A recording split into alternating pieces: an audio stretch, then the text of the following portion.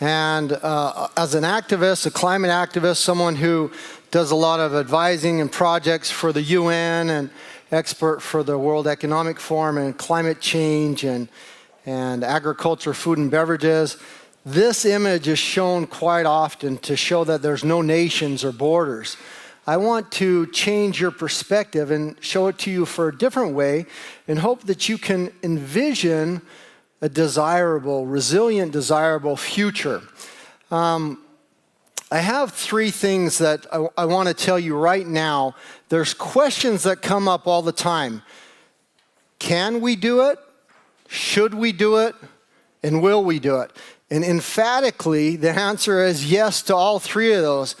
Yes, we can do it, we should do it, and we will do it to stop and reverse climate change, to stabilize our planet so that we can all have a resilient, desirable future to live in.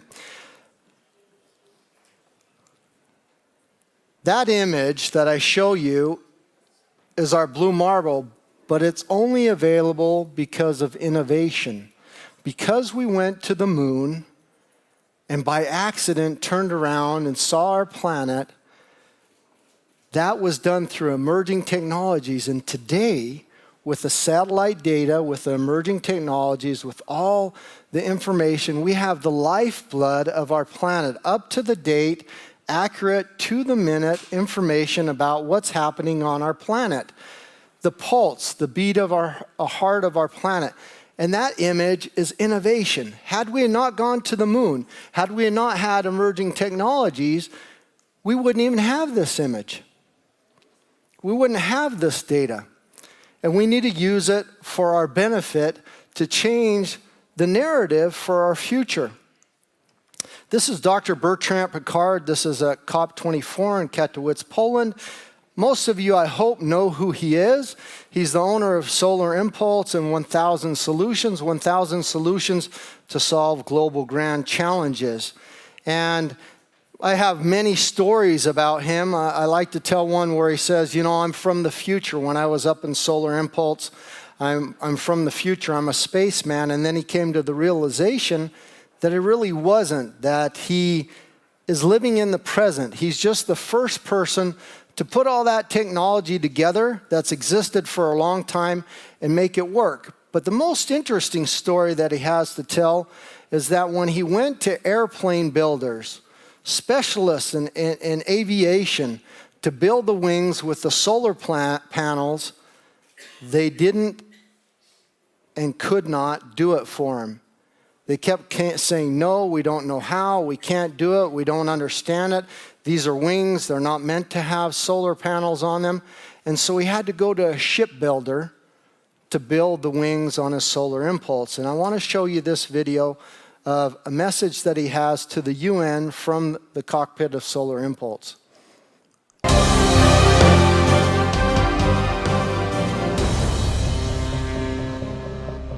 Hello, Solar Pulse. Hello, Captain Piccard.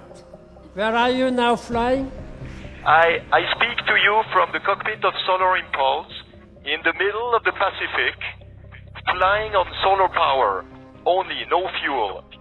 You know, Mr. Secretary General, what you are doing today in New York, signing the Paris Climate Agreement, is more than protecting the environment. It is the launch of the clean technology revolution. But there is so much resistance everywhere. So be pioneers, be adventurers, be explorers of the solutions of today. This is how we can make a better world. Don't let the resistance take over, because we have the solutions. And if an airplane can come, like Solar Impulse, can fly day and night without fuel, the world, of course, can be much cleaner. I am inspired by your pioneering spirit. And while you are making history, we have also made the history today. More than 175 countries signed the climate change agreement. And I'm... Front row is Her Royal Highness Princess Absa, who's sitting right there. She is in the front row in the green on the left. All the best to you. And Bon Al voyage. Gore is there as well. So we're honored to have Her Royal Highness with us here, who was actually there on that day. I want you to know that was an unbelievable moment in history. The world's first ever global action plan, moonshot, earthshot. 197 countries came together, signed the Paris Agreement, unheard of, unprecedented, for the first time ever in our world. Two countries have a hard time deciding where they're going to go to lunch, let alone agree on how to save our planet or a roadmap of action of what we need to do by 2030 to keep our planet below 1.5 degrees of warming. This is the Sustainable Development Goal manifesto that I wrote for the UN. But before I read it to you, I want you to envision, as I read it, what a world would be like in 2030 if we fulfilled all these things, and what it would be like to live there. Imagine a world where there is no poverty and zero hunger. We have good health and well-being, quality education, and full gender equality everywhere. There is clean water and sanitation for everyone. Affordable and clean energy has created decent work and sustainable economic growth. Our prosperity is fueled by investments in resilient industry, innovation, and infrastructure, and that has reduced inequalities. We live in sustainable cities and communities, and responsible consumption and production has healed our planet. Climate action has stopped and reversed the warming of our planet, and we have flourishing life below water and diverse, abundant life on land. We enjoy peace and justice through strong institutions and have built long-term partnerships for the goals. So a manifest is a vision or a dream. Just like 51 years ago for the moonshot, JFK, he gave us a vision and a dream to go to the moon. And I have to apologize to each and every one of you. When we were presented with the Paris Agreement and the Sustainable Development Goals, we weren't given a dream or a vision. We didn't understand what these colorful goals are, how to understand them, and how to look at them. And that's why I wrote this manifesto for the UN, to give you a vision of what 2030 could look like to be in a world that has achieved all these things. Now, this is how we were presented with the Sustainable Development Goals, laid out from 1 to 17, very linear and lateral, because that's how humans think, very linear, lateral, in silos. I'm sorry, when I tell people I'm an advocate for the SDGs, they say, oh great, I like number 1, it's red, it's my favorite color, no poverty. That's fabulous, but I want you to know it's virtually impossible to work on one SDG and not touch on the others. You can't just pick and choose the colors or the number you like or whatever touches you without touching on the others. They are a system, and this is how they should have been presented to us. As a wedding cake, a pie, a chart. All 17 of the United Nations Sustainable Development Goals are tied to agriculture, food and beverages, to the resources of our planet, how we produce and do everything. And the most important layer is this bottom layer, the biosphere. And I'll tell you why. Because everything we produce, every resource we take from this earth, this planet, to produce cars, smartphones, agriculture, food, or beverages, comes from this layer. Life on land, life below water, clean water and sanitation, and climate change. Climate action. It's important that you understand that they're all a system, they're tied together, and we need to see that system's view of life. I want to give you an analogy or a scenario that's really important for you to understand. If you slow down or reduce your speed while driving on the highway in the wrong direction, you are only going slower in the wrong direction. Now, why do I tell you that? I'm going to tell you why. Every year, every month, some companies, some governments release reports, annual reports say, we're reducing our carbon emissions by 70%. by 80% this year. By 2030, we're going to go plastic-free. What are they telling you? Absolutely nothing. They're telling you they're going slower in the wrong direction. They're still doing wrong, they're just doing it slower. And so they're going to reach the goal much slower, but they're still doing wrong. We must stop and reverse our direction and go in the right direction. But the reason I give you this analogy, because you're very smart, everybody here in this room is highly intelligent, is not to tell you that, but it's not enough to just stop and reverse our direction. If the entire world today stopped and reversed our direction, all the emissions, all the plastic that we had on this planet would still be here. Our planet would still be warming. The emissions and things we do today will continue. Lao Tzu said it best, if you do not change directions, you may end up where you're heading. So if the entire world or every company stopped and reversed their direction, does this just go poof? No, it doesn't. It remains there. Our waterways, things we do with clothing, the way people live.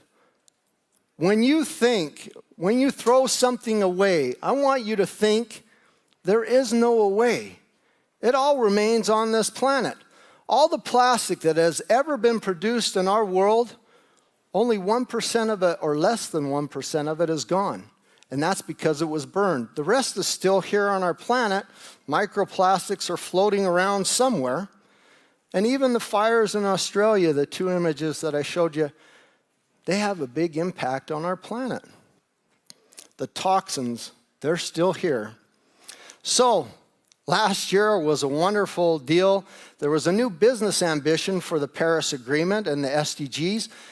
87 companies came together that have a combined market cap of $2.3 trillion and made a new ambition and committed to reach the Sustainable Development Goals and keep our planet below 1.5 degrees of warming.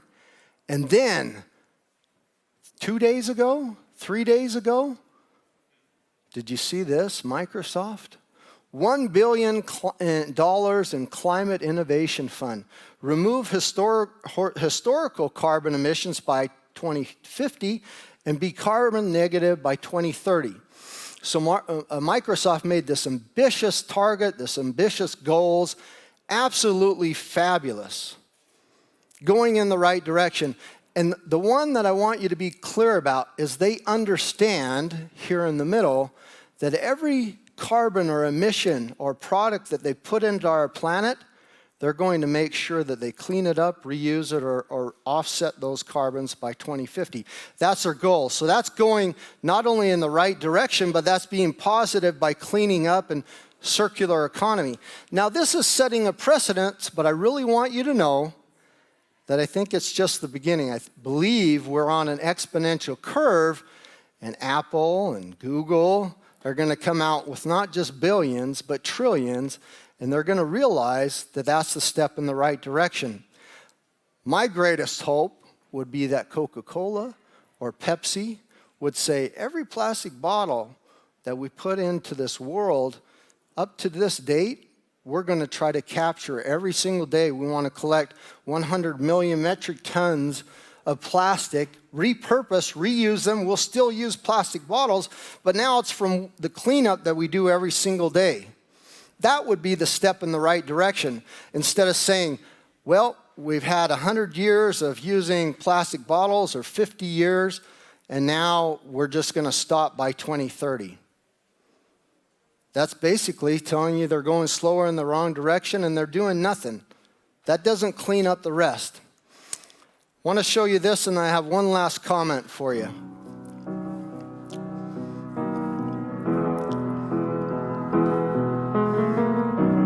Imagine there's no heaven. See if you try. No hell below us. Above us only sky. Imagine all the people